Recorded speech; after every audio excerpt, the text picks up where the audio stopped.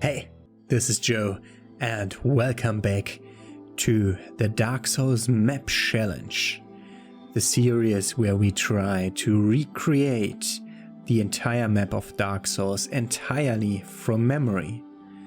And today we're gonna take care of New Londo Ruins. And now we are watching me draw this map in the Timelapse. So we're starting with the elevator that's coming down from the bonfire shrine, the filing shrine. And you go out a door, you go down a bit of a snaky way of stairs into the New Londo Ruins. And that's like a big open area that, if you go right, leads to another tower that you can enter and go around, if I manage to make that thing be straight. Otherwise it won't be straight.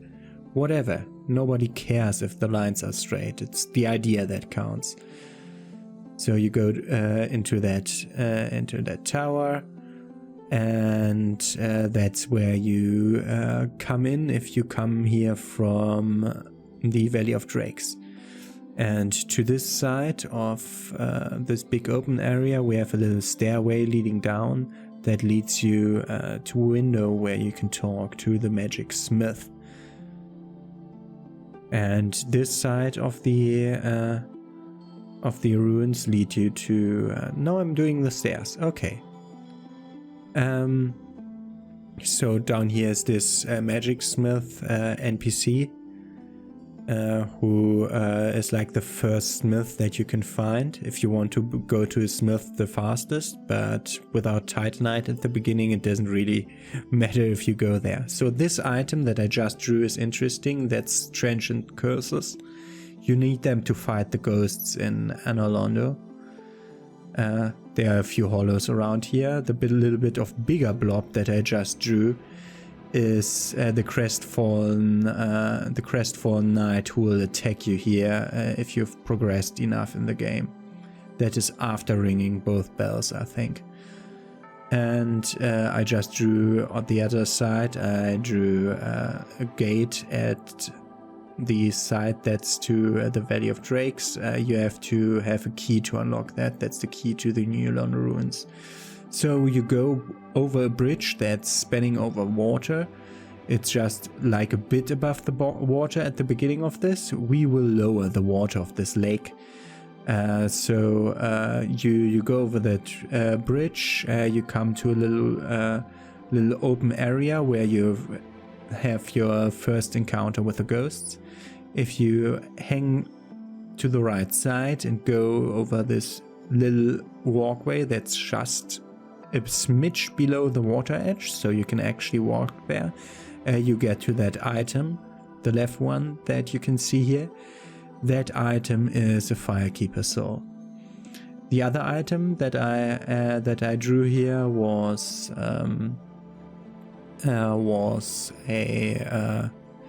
will be transient curses again, I think, and I decided to make the bridge a bit shorter. So you go up this little curved stairs that are not curved yet, but I will rectify my mistake later.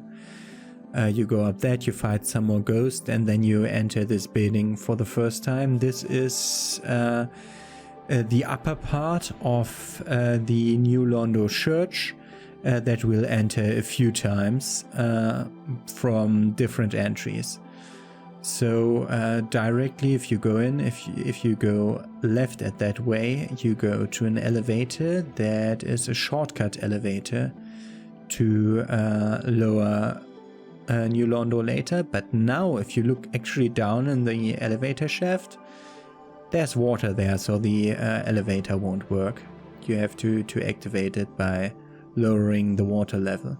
The other side, after this room, has a stairway going down. It's a spiral staircase. And if I'm thinking about it, it's not going down, it's going up. It's going up, yeah.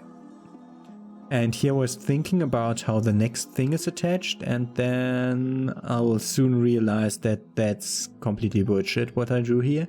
You actually go above the place where you just went through the room. This room is full of ghosts, by the way.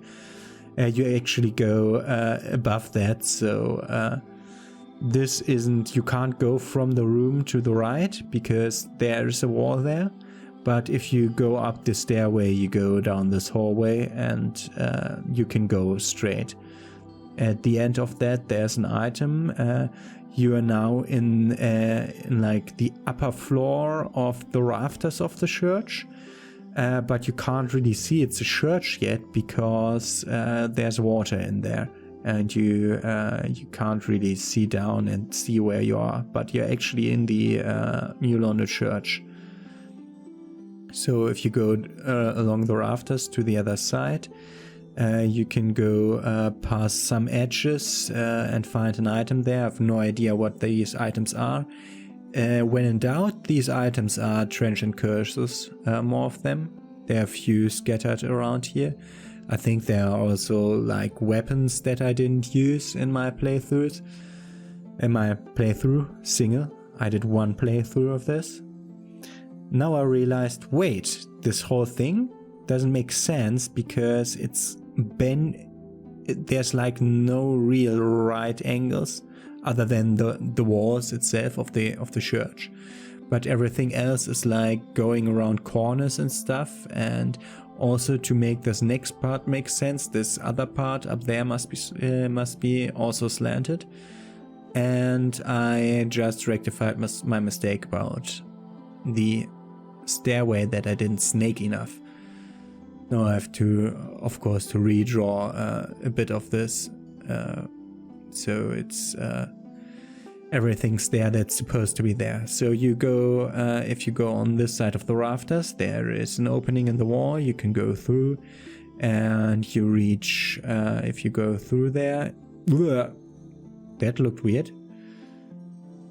Yep. And I saw I need more place, so this has to be different than what I drew. So this bridge has to be longer. Yeah, you come out there, out of the side of the building, and then you go to a little path where it's like, this is like on the top. It's like, I think it's a viaduct or an aqueduct.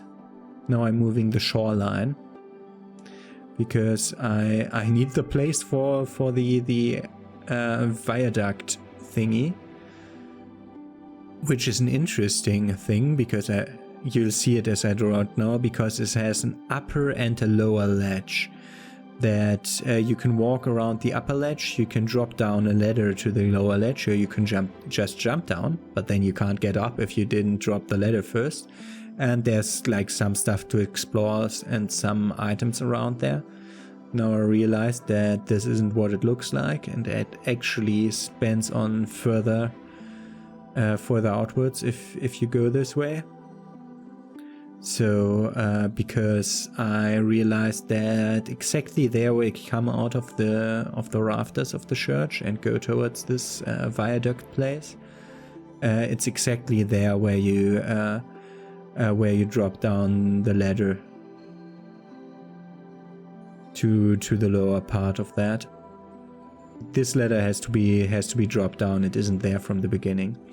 This whole viaduct part has a lower part, and also there are like columns there, so you can change sides there freely from one side of the lower part to the other side. And this lower part is like stretching all the way across the whole thing. And now I'm trying to do the final shape here. So I know that you can go to like these outlook parts of this that I don't know what this viaduct is supposed to be, but I think it makes more sense if you see it. Now I'm just mostly thinking about where to place stuff. So yeah. So this then goes into does a bend and goes down a stairway, At this point I'm not sure about the angle of the stairway, but I have to start some point and have to see where it fits all together.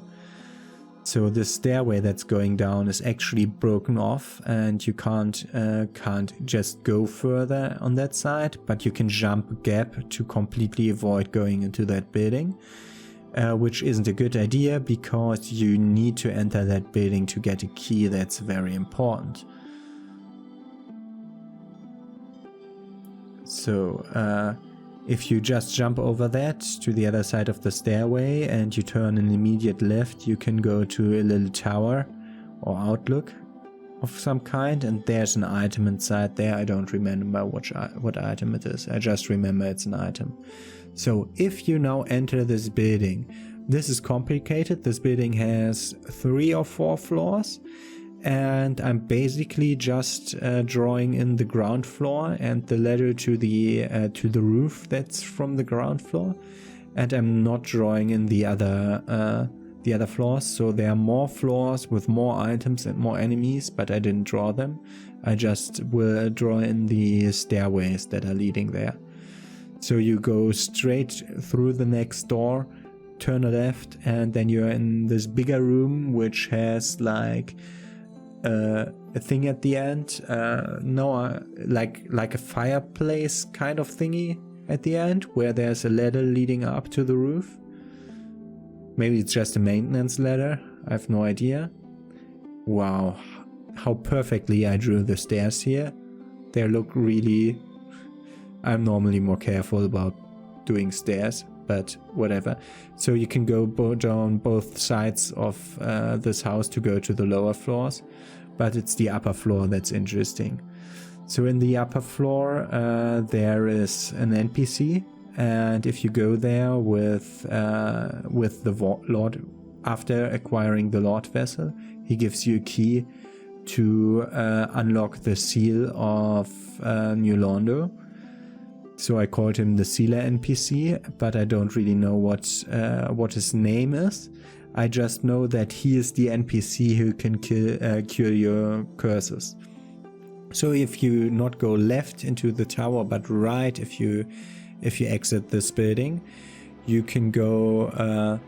You have to go around a bend, and then you can go up a stairway that will actually lead you to an upper edge, from where you can jump onto a lower part of the roof of the building that's not behind the fence, because it's fenced off the area where the NPC is, and there are some items lying there. I think are mostly soul items, but I added those items to just show off that there are items there. But if you continue forward, you come to a big tower. At this point I'm not quite sure how this tower attaches. I know just that there's a tower, and I will fix that position later. This tower has a big elevator in the middle of it, and there's also attached is also another little tower where you can just go over from here to that other tower, where there's one of these turning levers.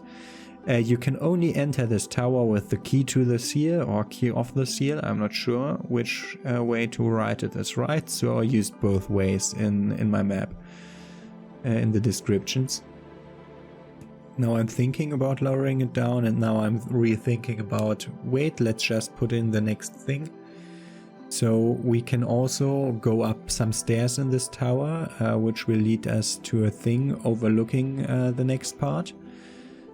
Which is actually like the upper ramparts of the New Londo floodgate door. But you can just go through the wall here onto a little outlook where there's an item lying around. As always with items on outlooks, I'm quite certain it's a bow, but not 100%. And now I'm seeing this doesn't make sense, because this place will in a relative short way will lead us back to the church, so it has to actually wrap around. So I have to make sure that the bands are working better here, and so I have to fix the stairs. So they are bent from the thing, and this angle isn't right, but I had to put it that way to make sense overall, because also this next part has to be bent over so that it does fit somehow at least.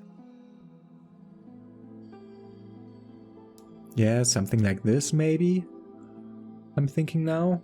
Like the inner courtyard is way too big now, but we have to make it work somehow. So what I'm choosing to do is shrinking the tower so that it does fit better. Now the lines aren't the right size anymore, but okay, let's attach it. Let's pick the other part of the ramparts of the gate, and let's fix that. So now it's aligned like somewhere close to where it is, and now I'm finishing off how the ground map of the church works. So this is the general shape of the church. It's like almost cross shape with a circular thing attached to it. So if you go out the lower floor of the tower, where I didn't draw a door because I'm stupid, you come into like a lowered part where there's I think there's some of these abyss fighter guys, but I'm not quite sure. And this floodgate is now open, so the lightning dragons from the bridge in the Valley of Drakes are actually able to fly in here. So you go off a little ramp where you can walk around and go to, I think, a well that has an item again, and some stuff around there. Also some dark fighters. I just added a second tier to that church because I know that you can go up there, but I'm not entirely sure how to get up there. I just know that one of the most important items of New Londo is here, which is the very large ember, I think it is called, or the large ember, the one that allows you to upgrade your weapons to +15. So to the maximum, it's here. I'm placing the item finally, yay! So you go through a little wooden shack to enter the church. Now I'm putting in the well. And you are inside the church, where there's this really big guy who is summoning skulls, exploding skulls. Hey, I'm adding the door where you need to use the key to the seal. Who's summoning skulls who explode if you come near them. They are working like mines.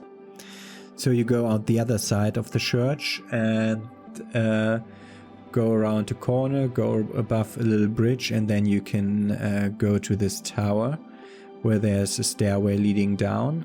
And at the bottom of the stairway you can jump down into the abyss, but don't forget to equip the Covenant of Artorius before that, because if you don't do it, you die. So down there in the abyss there are the 4 kings.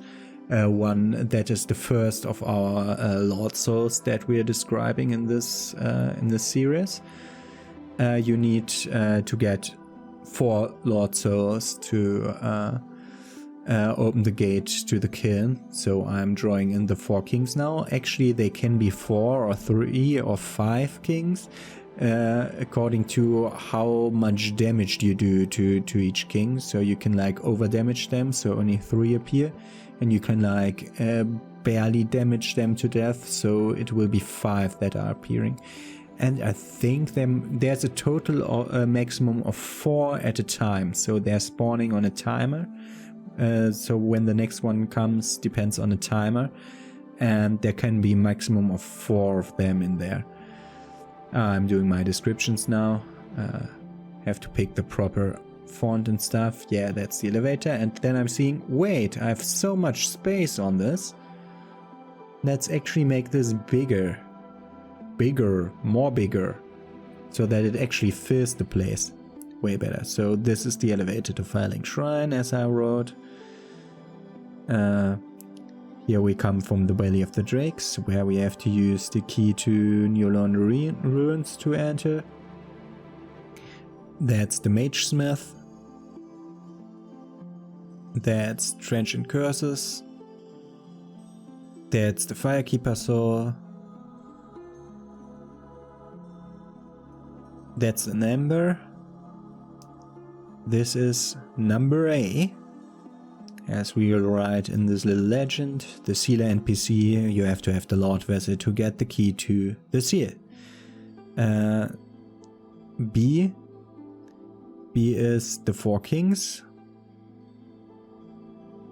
Enemies here are the Four Kings. The NPC is Karth, the Darkstalker. If you get here before placing the Lord Vessel, Karth appears. If you placed the Lord Vessel before because you wanted to access the better cutscene for Sif, then he isn't here anymore. And so he is only here if you go here before placing the Lord Vessel. But you have to have it in order to get the key to the seal, so you have to do Ornstein and Smough before that. And here we actually have it, the full map. So also what I didn't talk about is like similar to that tower up here that you can walk to. There's another one over here with, I think this is an illusory wall, but I'm not quite sure. And an item in there, but I don't really remember what it is. Also, there are a lot of ghosts here that I didn't mark on the map, and a few of the Abyss guys, like these three here, I really remembered the positions of. Like this is like a watery place where you're going below the thing. So maybe these are aqueducts and not viaducts, I'm not sure.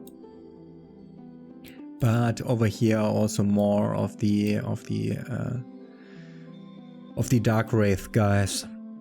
Yeah. I think I put in everything because I remembered. Yeah, I didn't remember more items, what they are. So also in the church, you can go. These are, I told, are the rafters of the church. You go in, and you can go to the left here around the corner. This here, this under here, like until here is the church, and these stalls are actually spaced evenly among this whole wall.